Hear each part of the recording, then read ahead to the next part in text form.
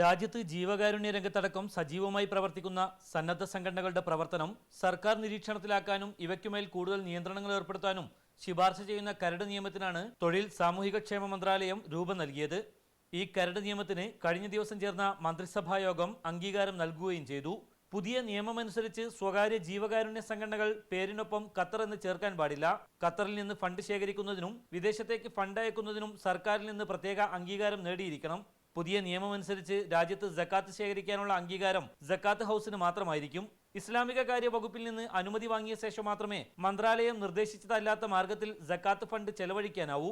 എന്നാൽ പ്രത്യേക ഘട്ടങ്ങളിൽ നിശ്ചിത കാലത്തേക്ക് സക്കാത്ത് പിരിക്കാൻ സ്വകാര്യ ജീവകാരുണ്യ സംഘടനകളെ ചുമതലപ്പെടുത്താനുള്ള അനുവാദവും കരട് നിയമം മുന്നോട്ട് വെക്കുന്നുണ്ട്.